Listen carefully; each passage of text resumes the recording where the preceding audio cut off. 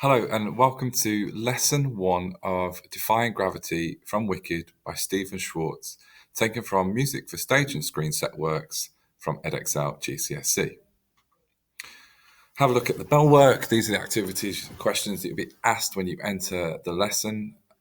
Pause the video if you want to have a look through.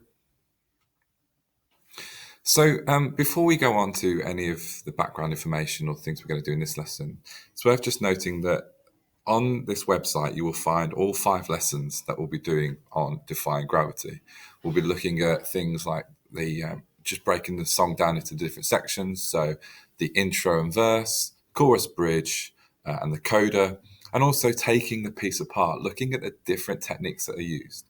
We'll be looking at leitmotifs, at bitonal tonality, polytonal chords, push rhythms. There's just a lot to take in. So make sure you're making notes as you go through. You can watch the videos back. I know you have to listen to my voice and probably hear me sip on some tea and at times hear Mr. Jones next door. But do what you can, have a listen through.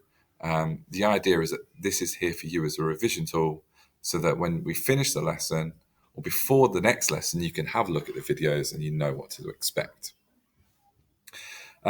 Make sure as well that you've listened to the song. There's a link on the, if you click on Wicked on the left-hand side, you'll find a link to the video. I'll also pop a link underneath the YouTube video as well if you're on the YouTube channel. Make sure you listen to it. You can't get through this year without listening to that piece. And make sure that you are filling in also the learning map or revision map that you see as you go through the website as well. So a quick background, Defying Gravity is a solo piece with duet sections as well that ends the first act of the musical Wicked by Stephen Schwartz.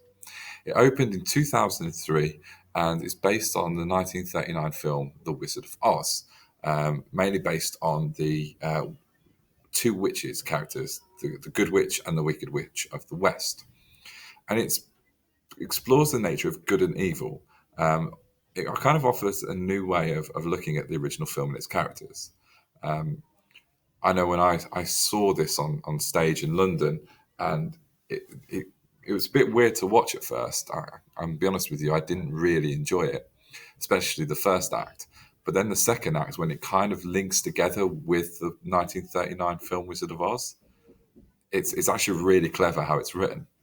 It is based on the book by Gregory Maguire. So it's worth looking at that book as well and having a read if it's something you're interested in. This particular duet is sung by the 2 main characters, Elphaba, who is the Wicked Witch of the West. If you don't want to know, that's the green one here. And Glinda, which is the Good Witch. So where this song actually comes in the musical, so Defying Gravity is sung as the 2 witches barricade themselves into the high tower after the wizard has threatened to kill them. There is a story on this website and in your booklet as well, which fills you in on what's happening. Basically, it follows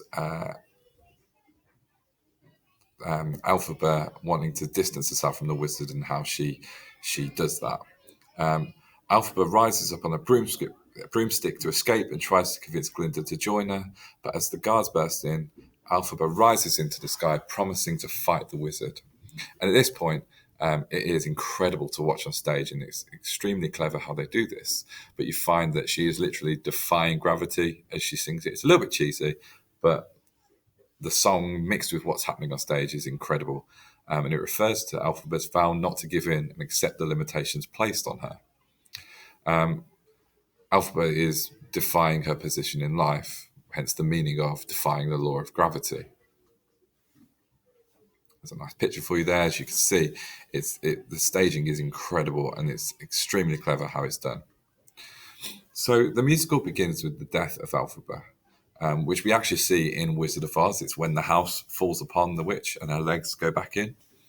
And through a flashback, we learn from Glinda that the 2 girls were at university together. Glinda was the popular, spoiled and beautiful one. Elphaba was the green-skinned and misunderstood outcast. The 2 girls get sent to help the Wizard of Oz, who is essentially a corrupt dictator. Again, a clever spin on the character that we see in Wizard of Oz, because you don't really get that from that original film. Elphaba vows to fight this injustice by speaking out against the wizard, but because of this, she's considered wicked, and the wizard tries to force people against her, which forces her essentially into hiding. Now, Glinda is considered good, although mainly this is because she lacks the courage to stand up for herself, and she goes along with the things that the wizard decides. Elphaba manages to escape from the wizard, and Glinda comes to respect her courage in standing up for what she believes in, and essentially becoming a better person herself through this realization. But we see the transformation as we go through the musical. So, as with any of the songs, it is the words that are the starting point. In a musical or opera, it's about where we are in the overall story, what's happened before and what will happen after. We'll see the techniques throughout these lessons that are used really cleverly to link pieces of music together throughout the musical. It tells us about how the characters are changing and developing and what they are actually feeling. When Defying Gravity starts, how are Glinda and Elphaba feeling towards each other? How has this changed when they are singing together at the end? It's something to think about whilst you're reading through the transcript. Finishing with, I hope you're happy now, my friend. Also think about what emotions is Elphaba feeling at the beginning of the song, and how has this changed by the end? Not just them together, but her on her own. And as you listen to it and analyse the song in detail, which we will be doing over the next 4 lessons after this, never forget that the music must always serve the characters and the story they are telling. It has a place, it fits, and it has techniques used that are common throughout the musical. So take a moment now to listen to the song and follow the libretto. Now, this is either in your book or you can find it by looking down the links on maybe this side or this side on the website. And whilst you listen to the song, think about the following questions. So, 1, what are both the characters feeling at the beginning when they say, I hope you're happy now? Do they mean it? 2, why doesn't Elphaba want to be with the wizard anymore, even though that is all she's worked for? 3, what does Elphaba mean when she says, I'm through with playing by the rules of someone else's game? 4, what does Elphaba mean when she says it's time to try defying gravity? 5, what is Elphaba trying to convince Glinda to do when she says, unlimited, together we are unlimited? And finally, 6, how have the characters changed by the end of the song compared to where they were at the start? These are the questions that you'll be answering in the actual lesson.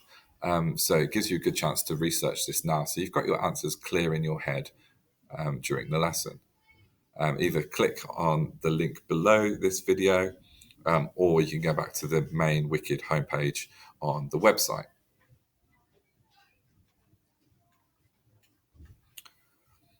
So once you've had a look through those questions, you could have paused the video if you needed to, so that you can go and do your research.